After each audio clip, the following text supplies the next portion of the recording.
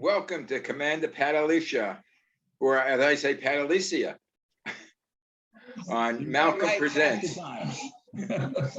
Pat is the, what are you? You're the commander of the Nassau County American Legion. Okay, in case you haven't heard, Pat is the commander of the Nassau County American Legion. I feel that you, I think it was Garrett Morris who did the thing for people who are speech hearing impaired. He would shout out the news. I guess that's my function here. Anyway, welcome, guys. Thank you. Okay. Thank you. Oh, Sid, what are you doing here? You're not here till Tuesday. I have been asked to participate in this pre-Veterans Day podcast. You didn't ask my permission. I'm in Pat's house. Right. Oh, okay. My friend. Anyway, take it over, Pat. Let us know what you want to do today. Again, thank you for having me. As I said, I'm the Nassau County American Legion Commander. We have two special guests with us today. We have Sid Mandelbaum, who is the post commander of Lawrence Cedarhurst Post 339 and the architect of Andy Crici's toolkit and the Veterans Farmers Market. And to my right here, we have Dominic Crici, who has been a member of the American Legion for over 27 years. He's currently the Sergeant at Arms in Post 339, and he is a Korean War veteran. So we'd like to start out with asking Dominic just to briefly talk about his experiences on active duty. Go ahead, Dominic. Hi, Malcolm. Well, I finished college, and about 2 months later, I was asked to go into the Army. And what happened? You were asked? Yeah. So, you notice. Oh, yeah, what was that? A little drafter. a little thing saying greetings. I remember those days. You do? Yeah, Greetings, Uncle Sam is wants you. Yeah. What happened is, of course, for some reason, I was drafted not as just a regular infantry guy, but I went into the Army Security Agency. And that was a group for top secret, different things that were going on. I didn't know it at the time, but they sent me to school to learn Morse code, teletype, etc. And I was married and my son was born. He was a week old before I shipped out to go overseas. They needed us, so they flew us over to Korea with a couple of stops. Coming back, it took 30 days by boat. Anymore. But what we did there is we had these huge machines, and even though you were cleared for top secret, it was a need to know basis, as we all know. And we were copying the spies that were in Seoul. We knew their codes. And what we were doing was copying what they were sending out, transposing it to Japan, and Japan sent it to Washington. What they did with it after that, I don't know. Excuse me, Dominic, what year was that? 53, 54. So that was the end of the war? The end of the war. The end of the war, yes. Yeah. We had one or two snipers that were around, but they were taken care of. Nothing major. For some reason, they just stopped. But our compound was such that only about 6 of us were allowed into this area. And we had this machinery that if we were overrun, we had to destroy with this incendiary bombs and different things we had. Fortunately, none of that happened. On a lighter note, the people the South Koreans in the area knew when we were getting a new commander. They had more equipment than we had as far as gloves and whatever we needed. And it was cold, very cold there. I was fortunate that I wasn't part of the infantry or the actual fighting.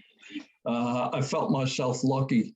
whatever they saw, the FBI investigated me. They found something that made me into the Army Security Agency, which in civilian life is in Nassau. NASA. Yeah. So that was basically it.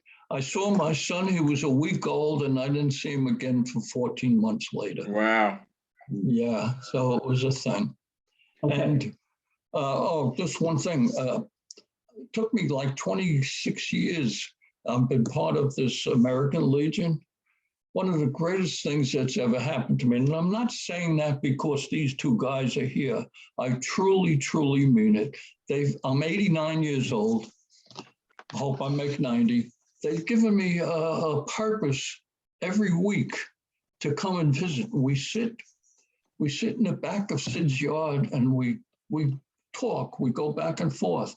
And I don't remember everything, but I learn a lot of things at the moment. They'll stay with me for a day or two, and I'm happy about that.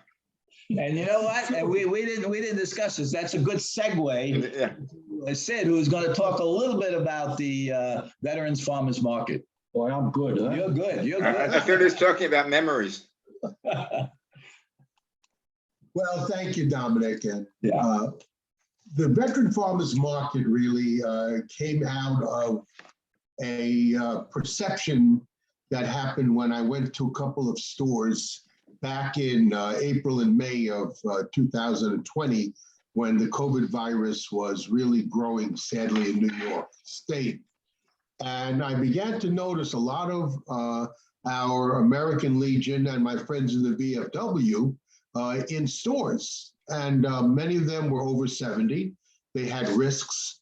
And I felt that if there's anything that I could do with the contacts that I had through my charity, Rock and Wrap It Up, we could possibly set up a place where they could safely shop. And my wife always said, well, you probably had in the back of your head and sit and bullshit with everybody. And she was right. She was right. Because what wound up happening was I reached out to Trader Joe's, which is a local food supermarket that was already giving food to other agencies. And I told them, that I could get food from other groups, and if they could join us, it would be a big help because we wanted to set up a place where veterans could shop safely. And they jumped on it like white on rice. And they also set us up, even though they had a lot of other charities. They gave us 3 days a week that we could get upwards of 2,000 to 3,000 pounds of food that could be distributed, and all different types. We would never know what we would get, but it would always be in date, and it would always be food that you would have purchased had you not had this opportunity. And I was able to reach out also to Costco that was already donating to Rock and Wrap It Up on a weekly basis for one of the pantries in the area. And with the help of Pat and 2 or 3 other people, we put together a team. And our team upwards probably has about 10 people on it now. And 3 days a week, we meet at Trader Joe's. We have a loading dock that they allow us to park next to. My wife supervises the loading dock. She's in charge. She is. We listen to her. And she decides, what would be the right foods to put out for everyone. We don't take all of it to the farmers market. Half of it goes immediately to the pantry because it's just so much that we could put out. But we load the cars up. We go to my driveway, which is set up pretty nicely for a farmer's market. I could put up about 8 tables, long 6-foot tables. I have a little space that we could put chairs together. And we put out a sizable amount of food 3 days a week. And people start coming around 10-ish, and they come till about 11:30, quarter to 12. And they're able to get amazing things. meats, fishes, dairy products, fruits and vegetables, pastries. Pat goes to a local bakery and picks up breads and pastries 3 days a week. And that gets put out along with bagels that we get from a bagel shop. And the veterans, it started out slow. We launched it as a pilot in June of 2020, and we launched it full-time July 1. And we now have between 15 and 20 families that come out. Some come every Tuesday, Wednesday, Thursday, or Tuesday, Thursday, Saturday. Some only come 1 day a week. But it's been a success. And we're now trying to help launch this in other places throughout the country. We have some literature that we printed up on how to start this.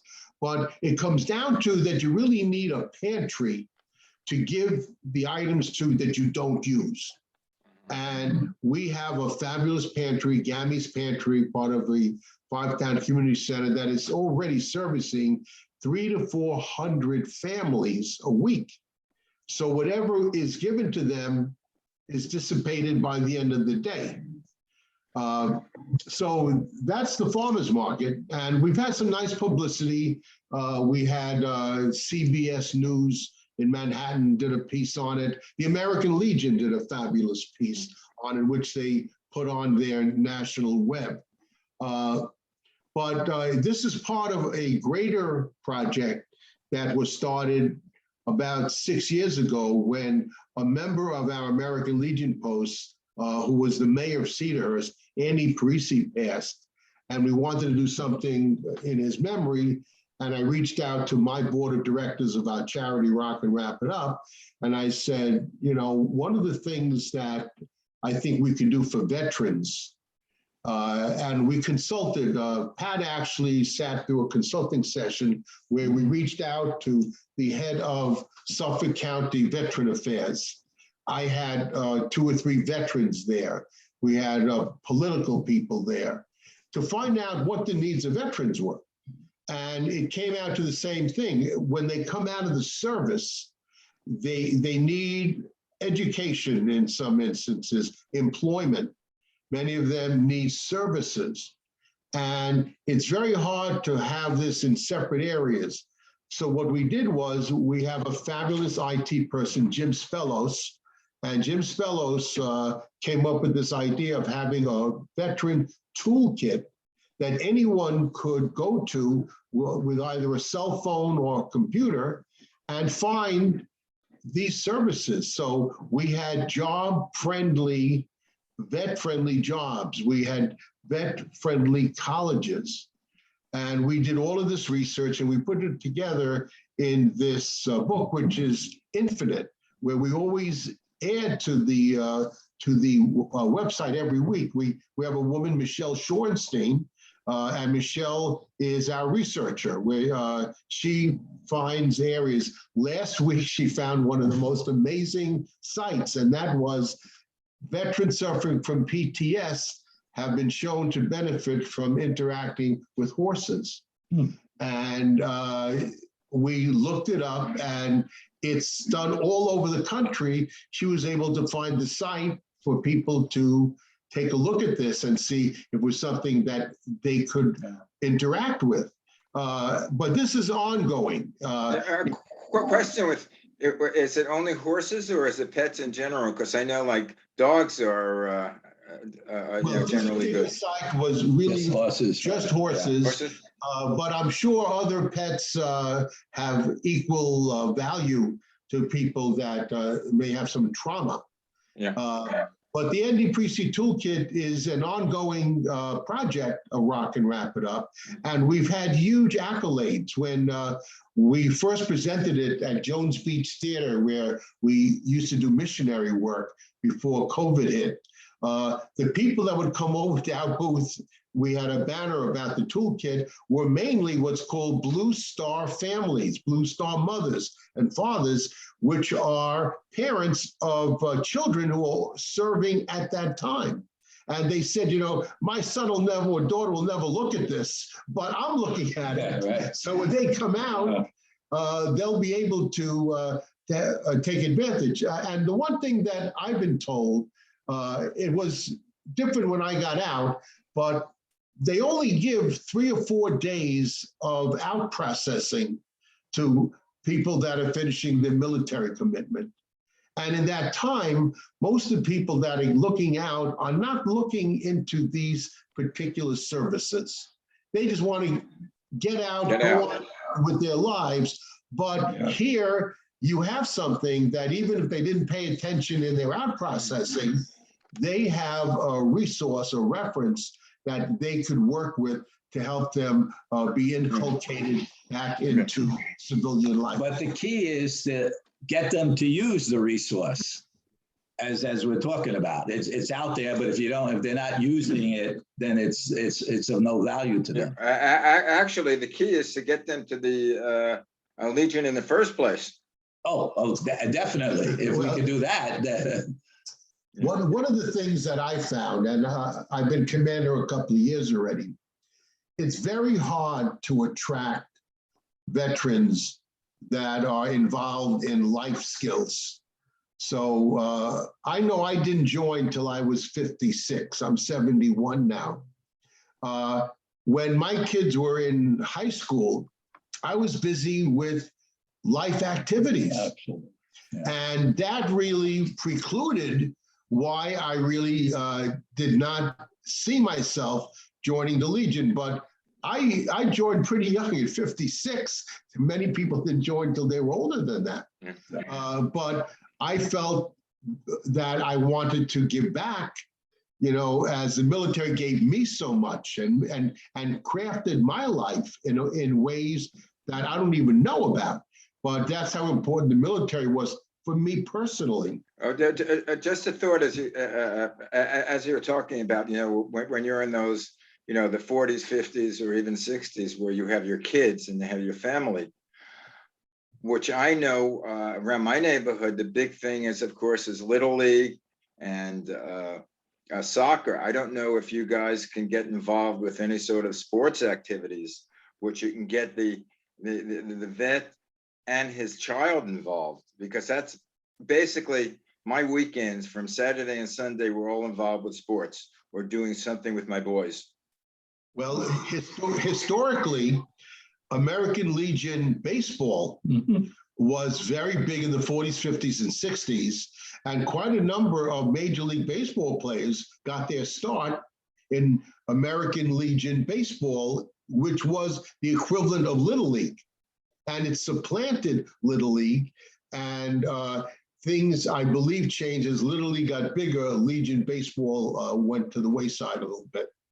But anyway, I don't know if it could be, maybe not something that's organized. It could be tennis, it could be golf, it could be some sort of sporting. Of course, soccer is a big thing right now, especially, well, not so much Latinos, everybody, all the kids are involved with soccer. But as I say, basically the idea is that these middle-aged men, the weekends, they're with their kids and generally with sports. In fact, when my kids went to college, I was always busy in the weekend. When the kids went to college, I was a loss of what to do. Right. I didn't have to take them to the games.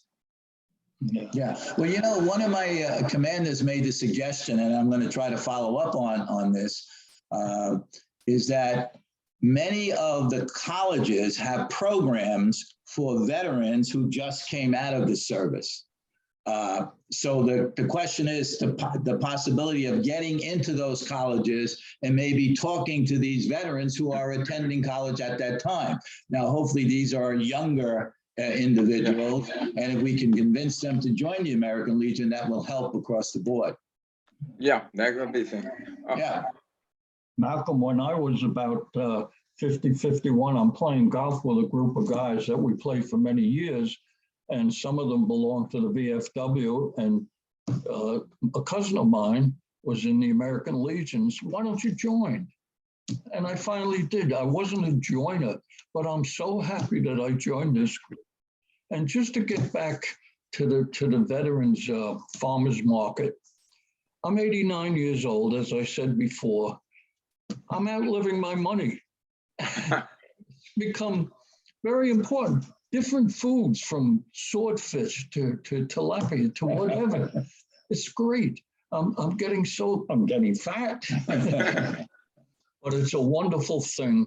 And he helps so many people, not just veterans.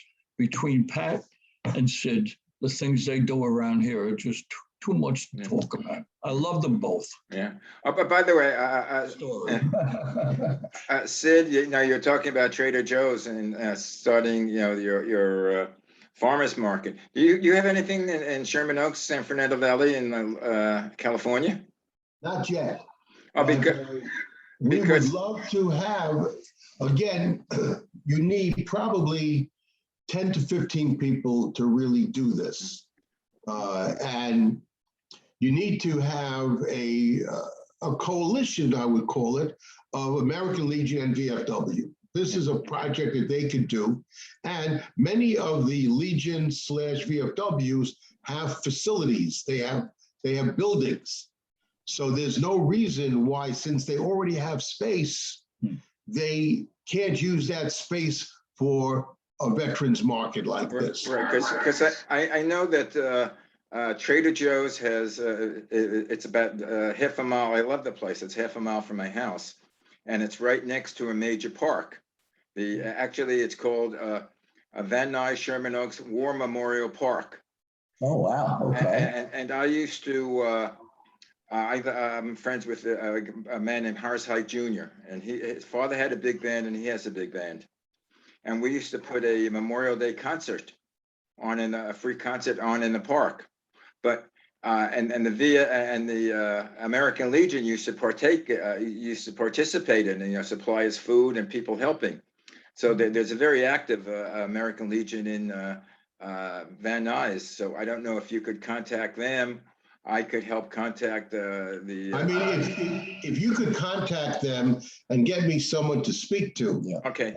We have enough collateral material. We have video material that they could see. A lot of it is on our websites, so they could see. It's not rocket science, but it's putting the time in, making the right connections. Let That'd me be give them a great. call. And again, the Trader Joe's is there, and we, as I say, we have this huge park. In fact, that's why I walk around every morning. It's one time around the park is 1.3 miles, so gives you an idea how big it is. And they have rooms. They have a gymnasium. They have teaching. So they do have room if you want indoors to do a market. But if also, I'm in Los Angeles, Yes. in the morning it's That's 60, right. 70 degrees, and Yeah. and it doesn't rain. But the other key, Malcolm, is you need either a pantry or a community center that what's left over has to go someplace. So that's the key ingredient. Well, we have, I mean, if you want to give the food away, we have lots of homeless here. Yeah, And but there you should know be a what? way of feeding them. One of the things we found is that you have to have a facility that knows how to deal with the community population. One of the things that I also want to thank Dominic for, we were reached out to about 5 years ago by the local school district, Hewlett-Woodmere Schools. And one of the aspects of what we can offer is experiences like we've all had in the service to speak to schools. And this week in particular, on Tuesday, we have been asked to go to the local elementary schools and kindergarten programs. And they have us there, they honor us, they write cards to us, but they also want us to speak to these kids. And it's one of the few ways of having living history, which I so believe in. These testimonies that come out from our veterans told directly to the next generation. You're talking about 6 and 7-year-olds that will be living into the next century, 2021, that could be repeating some of the things that Dominic, Pat, and I say to them. And that is a continuum that the American Legion VFW is so important to be that kind of validating the truth. And the truth, again, is subjective to our own truths, but it's still not someone interpreting us. It's us speaking about it. Yeah, well, you guys have lived it. I mean, not so much, more so, Dominic is a bit older than us, but there are not that many people that remember the Korean War, or that we had a war in Korea. We And, did. and I don't, unless they watch MASH, which is a hilarious show, which deals with a very serious topic, but it does it a very profound way. I don't know if you watch that, Dominic. You ever watch MASH? MASH, I love it. Because they deal with like really serious issues, life and death, but they put a tinge on it that makes it seem, ironic. But in fact, our tents were same as they had, with a little potbelly stove in the middle. And I must tell you, it was very cold, as I said before, and very warm. It was good though. You end up remembering, Malcolm, the good points and the good times with the friends you had. Most of them probably passed on by now. Where did they go? Unfortunate. I think They went to the happy hunting ground, I think. I'm above ground. There, nowhere. Yeah, you've lived a good life. By the way, I always ask background. What college did you go to? You're talking to me? Yeah. Well, the school I went to was called the School of Professional Arts in New York on Park Avenue. And it was a 3-year course. What did you study? I was an artist. I became an artist, but then I went into commercial and advertising. And Which that's agency? basically what Which agency? Pardon me? Which agency? I worked for Doubleday and Newsday, our local paper. Oh, okay. Because I used to, one of my first jobs, I worked in an advertising agency, Danielle and Charles. Oh, I didn't hear that. Danielle and Charles. Oh, yeah. Yeah, I worked, I did TV commercials. When I got out of the school, I worked for Young and Rubicon. Y&R, yeah. We were across the street on 40th and Madison Avenue. Yeah. Wow. Yeah, that's right. So Now tell me you went to Lincoln High School in Brooklyn. No, Lawrence High School. I knew Lincoln personally, but The question I have, Malcolm, is when are you coming back to visit where you grew up?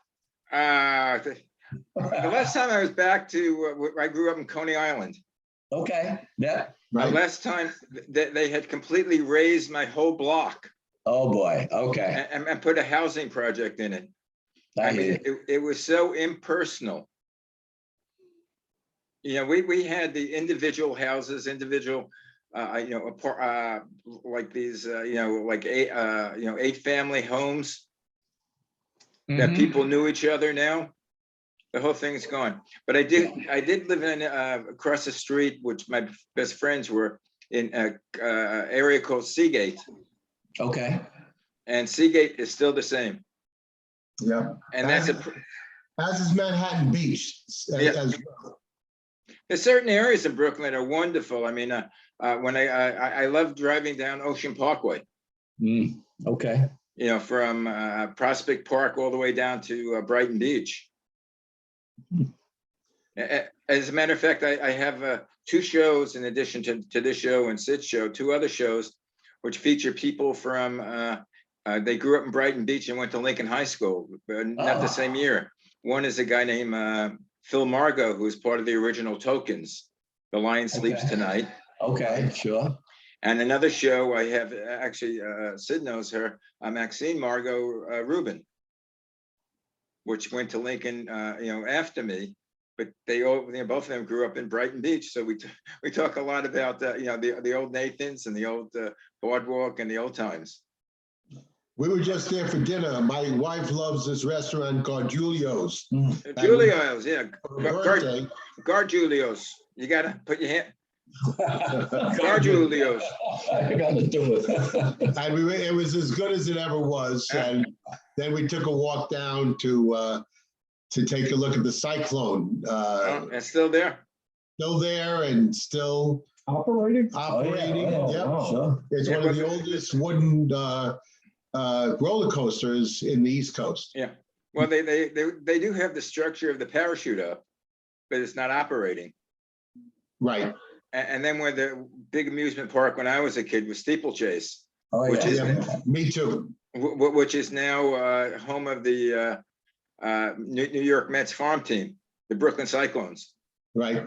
Wow. When I went on the steeplechase, I went to a day camp in Canarsie, and one day a week we would go to Coney Island, and we were able to ride all the rides, but we all waited on the steeplechase and on the giant slide. They gave you a burlap bag so you wouldn't burn your ass. And you'd go down the slide. It was crazy what we did that now insurance would never allow you to do it. But those were great days. We also used to go to the St. George Hotel to swim. I don't know if you ever heard of that. St. George, that was downtown. Downtown, that's right. That's right. It had an Olympic-sized swimming Well, pool. excuse me, downtown Brooklyn, Right. not downtown Manhattan. Those were. No, downtown Brooklyn. Those are great days. Yeah, because I forgot why, but something, the Brooklyn Dodgers had, I think, a home office there or something near there. And I was a big Brooklyn Dodger fan. Yankee fan. Yankee fan? Who? Me. Oh, we hated each other. But I like you. And listen to me, Malcolm. I lived on a block in Brooklyn where my father and I were the only New York Giant fans on the block. Giant? Oh, forget about it. I know that. Giant, okay. Two of the saddest days in my young life. And then one I vaguely remember, one I probably remember vividly. First one I vaguely remember, 1951. Bobby Thompson hits a home run. The Giants win the pennant. Giants win the pennant. Russ, what was that? Russ Hodges? Russ Hodges, that's correct. Who was yelling out. He was And the the other announcer sad for the day- Giants. The other sad day was World Series 1956. Darn Lawson pitched the only perfect game. Yeah. That's right. I mean, both of those things put a dagger into my heart. But then I was there for that first year that the New York Mets won the World Series in 1969. Okay. And as you say, guys, you gotta believe. Absolutely. But Absolutely. with that note, I have to say goodbye to you. Oh, okay. Our half hour is up. That went quickly. Yeah. Yeah. Pat, I will see you next Friday. Okay. I'll give you a call during the week. Thank you. Sid, I will see you Tuesday. We may have to do it later because we will be at the school. Let's touch base Monday, Malcolm. Okay, we can do it later that day if you want to do another later the day. Well, I think later in the day would be good. We have a busy week next week. We've been gone the last 2.5 weeks. And, yeah, I mean, people are going to forget about you. That's a problem. And Dominic, we want you to appear on the show again. You have some marvelous memories and stories. Nice speaking with you. And also, it's Veterans Day next Thursday, the 11th. Yeah. So, quickly, because we have time. You have activities at the post? Yeah, most posts have their own activities. I'm a member of the Malvern Post. We do something with the community at the gazebo in Malvern. Sid has something planned for the Lawrence Cedarhurst Post. And what the United Veterans Organization, which I am a member of, on Sunday, we're doing a veterans ceremony at Eisenhower Park, and that's followed by another ceremony at Long Island National Cemetery to honor veterans. So we do have many different programs going on. Did you say Happy Veterans Day? It seems like, no, it seems like, more of an honor Veterans Day. You might get away with that, yeah. You can, because it's celebrating the end of the war. Right, Yeah. right. 11/11/11 is when the war ended, Yeah. 11 a.m. Oh, was it? So unlike other days, people were so glad when that war ended. So you could say, have have a peaceful Veterans Day. Peaceful Veteran Day. I think that'd be the best. Or a memorable. Or a memorable Veterans Day. Yeah. Or remember. Yeah, exactly. Okay, guys. Okay, you have a good one. Okay, peace. Bye. Talk to you soon. Bye, Dominic. Okay.